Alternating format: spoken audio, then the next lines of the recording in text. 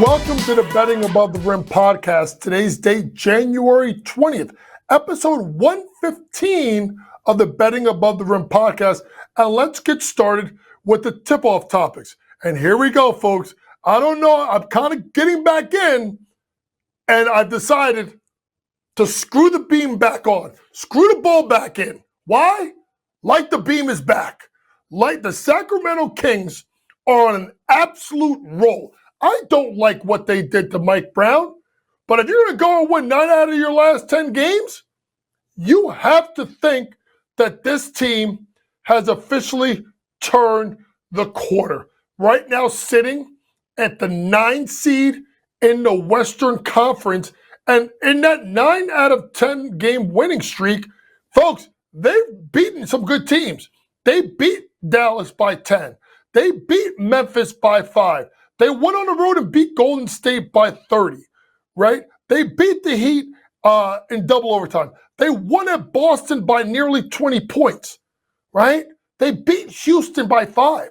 So it's not like Sacramento team, the Kings, are beating the Wizards and the Nets of the world. I mean, yeah, they beat the Wizards, but they're playing really, really good basketball, and it sets up an interesting thought. So when you look at the last 10 games for Sacramento, well, who has stepped up? I told you De'Aaron Fox has got to be one of them. De'Aaron Fox is getting you 24 points per game, 5.7, 6.3. Now, those are right in his shooting splits, right? So it's not like that De'Aaron Fox has been on this whirlwind, right? Well, then you look at DeMar DeRozan, who's giving you 23.3 his last 10 games. He was giving you 21.5 for the season. He's shooting it, right at the same clip. So DeMar DeRozan, a guy that we know as an absolute bucket getter, a guy to remember, folks, Mike Brown was talking about bringing off the bench, has lifted his game. And then there's Damanis Simonis, right? Who is right now averaging 14.2 rebounds per game, best in the NBA, and is giving you 16.3 and 7 assists a night in his last 10 games. So the star players have become the stars that what you thought they were going to be. And then there's lastly Malik Monk. A Malik Monk that's getting you 36 minutes a game, a guy that's one of the preemptive 6 men in the starting lineup now, right? Who's getting you 23 points per game at 44.4% shooting over his last 10. Simply put, the Sacramento Kings are playing better basketball. And it brings up an interesting bet right now. I told you before the season the Kings were going to win the Pacific Division. Folks, they are now sitting in third place, 3 games out of the loss column, at plus 550 to win the Pacific Division. And I'm here to say that I think they are playing much better basketball. There are talks about trying to get someone like a Cam Johnson to come in and play on that team.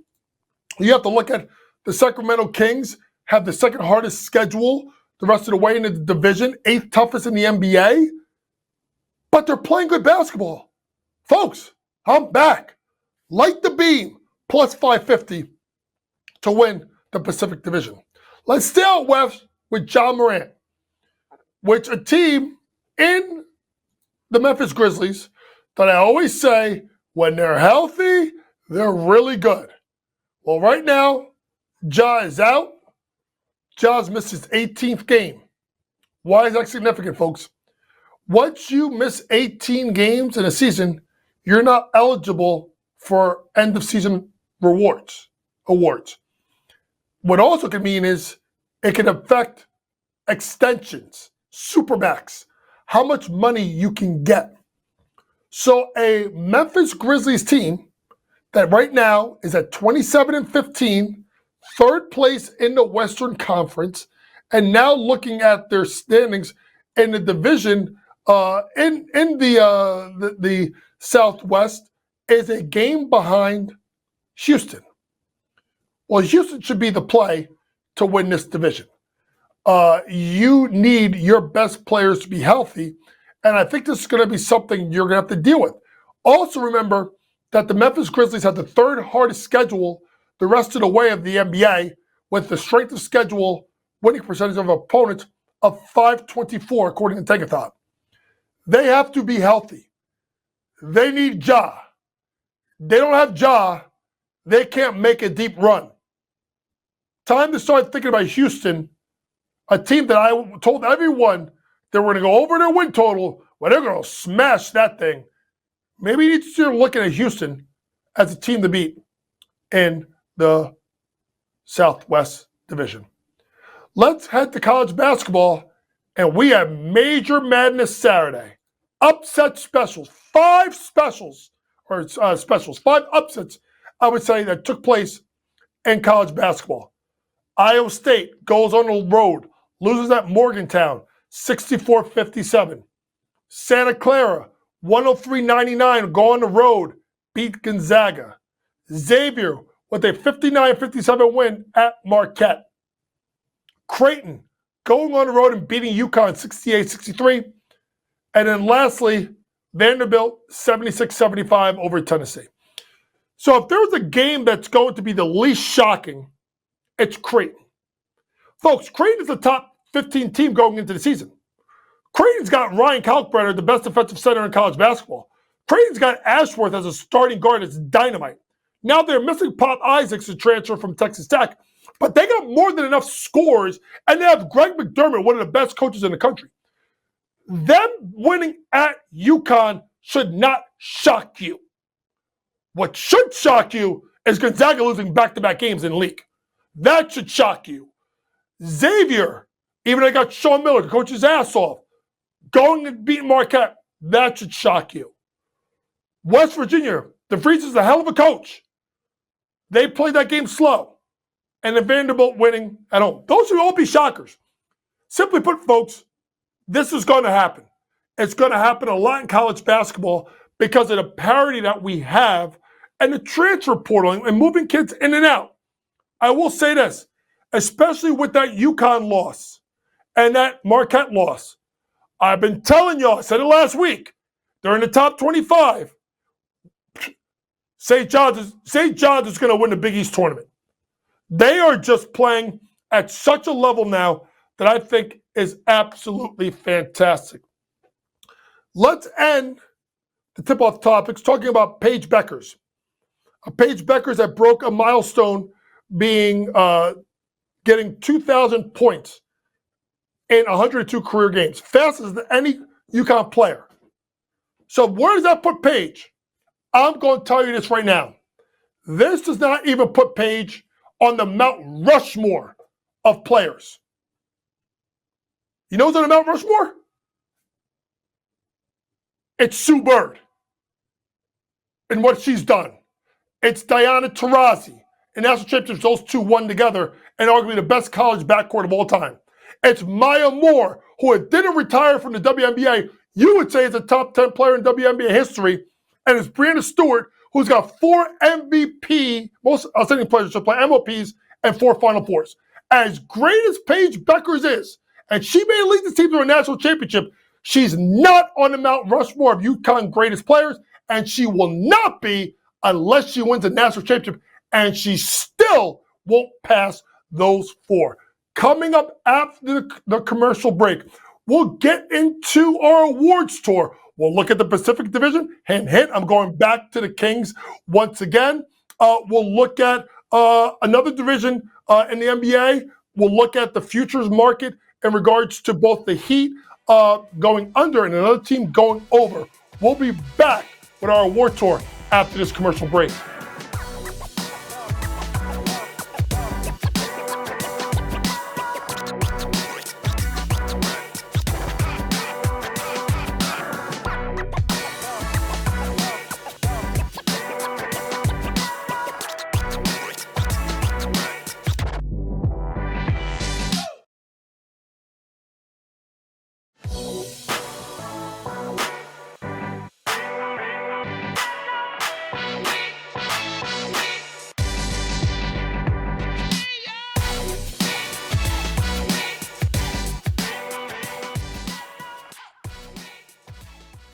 Welcome back to the Betting Above the Rim podcast, and it's time to get into our award tour where I look at the future markets in the NBA and in college. Let's stick with the NBA today. Let's take a look at a couple of futures races in divisions. I kind of talked about this a little bit in our tip-off topics, but let's kind of do a deeper dive, and let's start with the Pacific Division, where the favorites right now are the Los Angeles Clippers at plus 115. Then you have the Lakers at plus 340, Sacramento at plus 5.5, Phoenix at 7-1, along with Golden State. So when you take a look at the most balanced division in, I would say, the NBA, why is it like this with a team like the Clippers who are the favorite? Well, the Clippers have the 13th toughest schedule the rest of the way. They're playing really good basketball, but I can't touch them with Kawhi and their craziness. Then you go to the Lakers, the most inconsistent team that there is in the NBA. Golden State, just not a believer in them. And then there's the Suns and the Kings. I'm going to go with the Kings. I told you, I think that they're playing much better basketball. I know they have the 8th toughest schedule the rest of the way. But we talked about how they won 9 out of the last 10. And De'Aaron Fox is playing like De'Aaron Fox. Sabonis has upped his game. DeRozan has upped his game. Monk has upped his game. And I think that Sacramento is going to end up making a trade. Hint, Cam Johnson. So when I look at this team, I have to think that they're the best team in that division. I thought so going in. I thought that the Clippers had question marks in regards to not having PG and the fact that Harden getting old and Kawhi being Kawhi, right? The Lakers didn't have enough shooting. The Golden State Warriors because of their age and the injury concerns with Phoenix. All those things are still in play.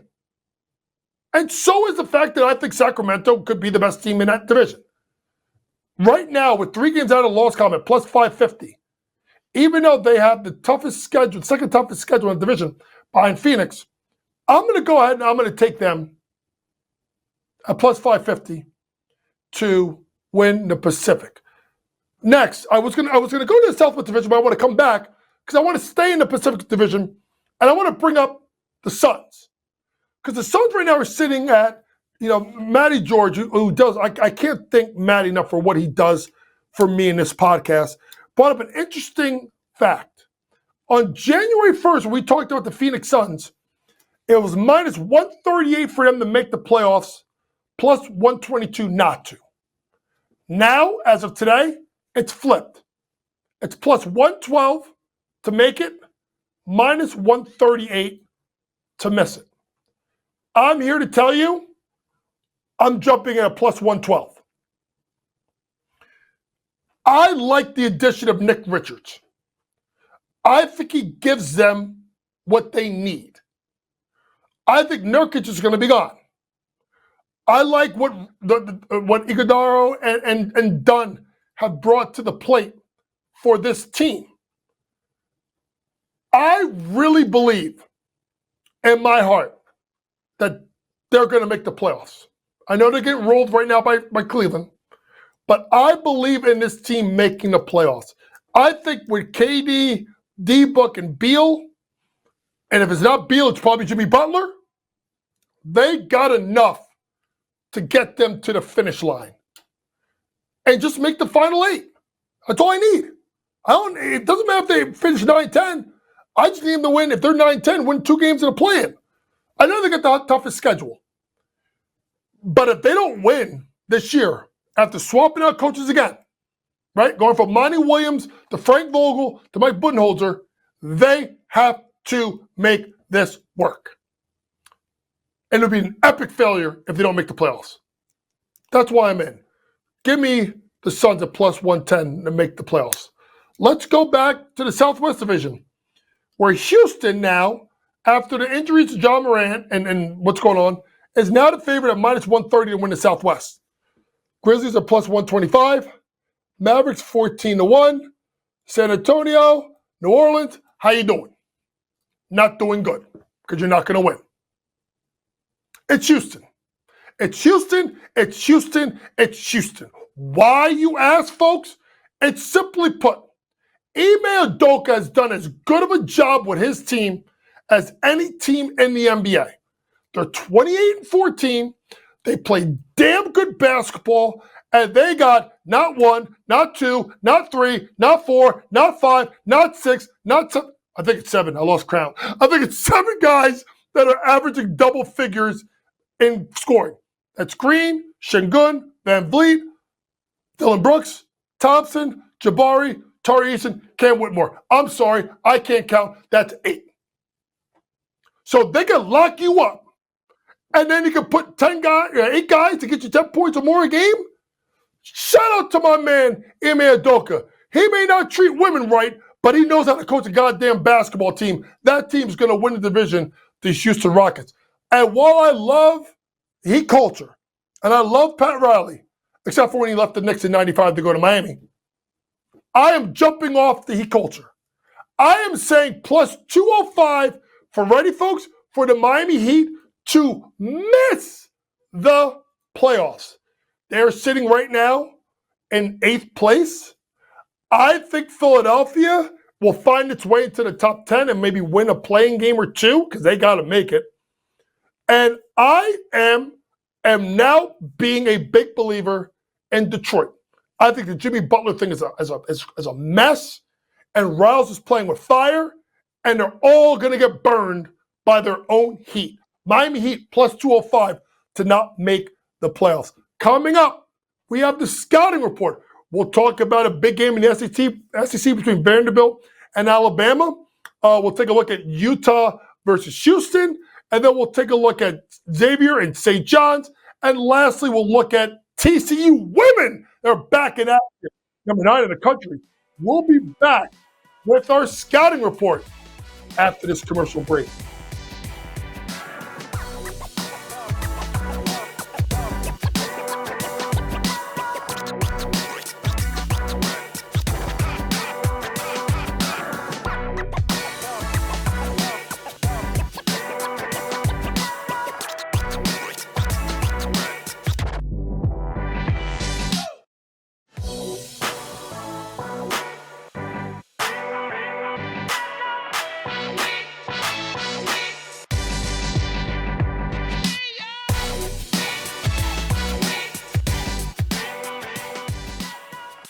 Welcome back to the Betting Above the Rim podcast, and it's time to get into our scouting report where we break down the top games in the NBA and college over the next couple of days, and we're going to stick with a college focus as we have a big Tuesday on tap in men's college basketball. Let's start off with a big one in the SEC. Vanderbilt, fresh off their 76-75 win at Tennessee, heads to Bama.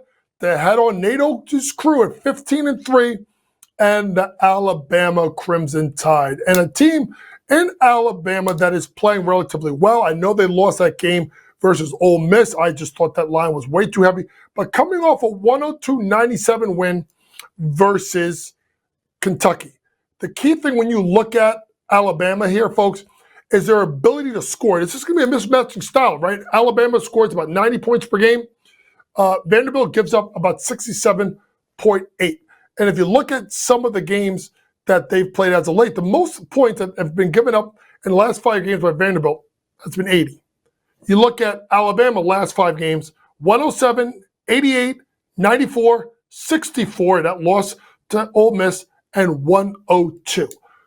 I think it's really hard to contain Nate Oates' team that's so heavily reliant on the 3-point shot. When you have Mark Sears getting you 19 points a game, Grant Nelson getting you 12.7, Philon giving you 11.6. Wrightsell, who's hurt, giving you 11.5.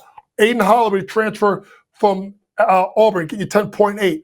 You know, you're getting a lot of scoring from a lot of different ways here. So I'm going to look at Alabama to go over their team total in their game versus Vanderbilt. Next game up, Utah versus Houston. Folks, the Warden, Kelvin Sampson, is back. I talked about it a little bit last time out.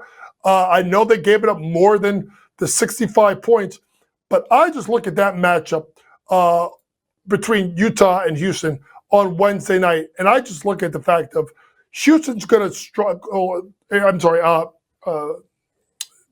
Utah, who scores at about 80 points per game, is going to struggle to score against a team that's giving up 55. This should probably be about a 60, 62 and a half point total for Utah. If that is the case, run and take the under. You look at Houston's games and you pull it up, averaging about 135.4 points per game. So I look for that game to go way, way, way under, especially with Utah. Look for them to go team total under as Calvin Sampson plays the role that he wants to play, which is slow the game down. Let's go to Xavier at St. John's. St. John's fresh into the top 25. Rick Pitino's team 16-3 after they just beat the brakes off of Seton Hall by about 30 at the Rock. Taking on Sean Miller. And his team was playing really good basketball at 12-7. Simply put, folks, I told you, I think St. John's is right now playing the best team in the Big East. I would not be in their way. I think that this is a team that is playing relatively well. They've won a bunch of games in a row. Last game they lost was at Creighton. Now it's by 1. And they can win close games. Look for St. John's minus the points. And then lastly, to the women, TCU at Oklahoma State. TCU should get the win in the cover. They're playing really good ball. It brings up something that's been I've talked about, and that's the development of Mark Campbell. Mark Campbell has what they call down in Fort Worth the triple threat. That is Sedona Prince, that is Haley Van Lith, and that's Madison Connor. Look at those stats of where they are in the top 12, each player in at least 4 statistical categories. Remember this, folks. Sedona Prince couldn't get more than 10 points a game in Oregon. Maddie Connor couldn't get more than 10 minutes a game in Arizona, and we saw what happened to Van Lith. Shout out to my guy, Mark Campbell and Chavi Lopez, what they're doing at TCU. Lastly, really quick, Dawn Staley got the bag. Best contract in women's college basketball. It's about damn time. She's the best coach in college basketball, men or women, and there's got a funny stipulation. She's got to pay all the money back unless she takes a head job or assistant job in the NBA or in college basketball, in the men's side or the WNBA. This has been your Betting Above the Rim podcast for January 20th. For all things sports gambling, please download that Sports Grid app. Pre-game, in-game, post-game, props, predictions, and more from the very best in the sports gambling industry. This podcast is at 115 episodes, and I can't thank all the people at Sports Grid, the listening audience, Rebecca Harrelson, Greg Sussman, Mike Carnado, but especially Maddie George, my producer, and all the people behind the scenes that help this be a great podcast. But the best part, it's smarter to be on Sports Grid. Good night.